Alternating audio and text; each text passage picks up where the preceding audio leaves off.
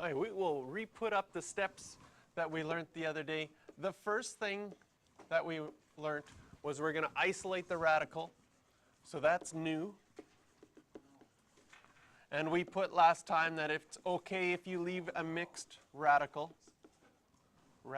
Uh-oh. There we go. Mixed radicals are okay. What we're going to see in this example, that sometimes isolating the radical means that you have to combine like radicals. So this example is introducing that sometimes when we want to get the radical by itself, there will be like radicals, and you can actually put them together. Step 2 that was new is once you've isolated the radical, we square both sides. That gets rid of the square root. Once we've squared both sides, we change the question back into something we've seen before. So I do that in blue here to remind you that you've seen that before, solving for x. So once you do those first 2 steps, you go back to something you've been able to do in the past.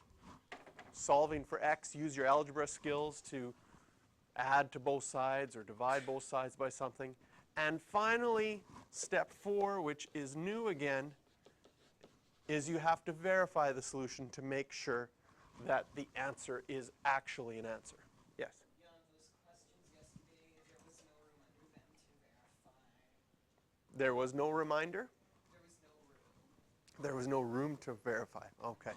So you could do it on. Answer the question and that's it. So you could do it on a scrap piece of paper in that case. Okay, so this first one, we've got square roots on both sides. And we have numbers on both sides. I'm looking at my square roots, and I see that I have a 4 root x here and a 5 root x. Those are like radicals. So when I move them to the same side, they're going to be able to combine. Now I have a choice. I can move the 5 root x to the left side, or I can move the 4 root x to the right side. I generally look at that when I do have a choice and I try to decide what would be the better choice. And in this case, I would subtract 4 root x on both sides instead of subtracting 5 root x on both sides, because then I won't get negatives. And that generally makes your question easier. If I do that,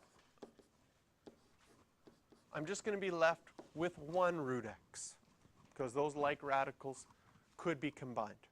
I haven't isolated yet, though.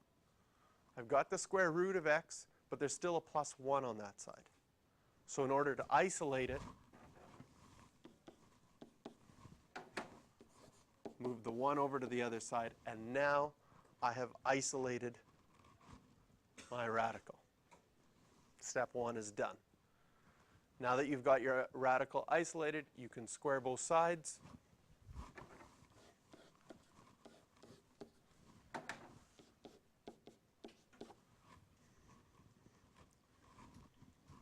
Squaring a square root gets rid of it, and we get x equals 4.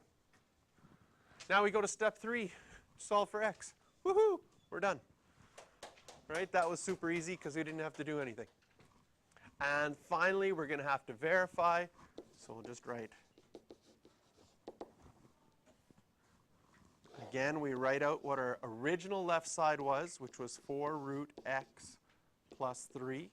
Write out our original right side, which was 5 root x plus 1. We plug in the value that we solved for x into both sides.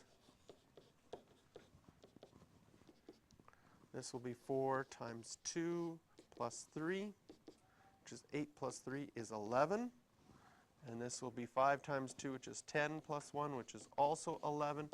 So we know that this answer is correct.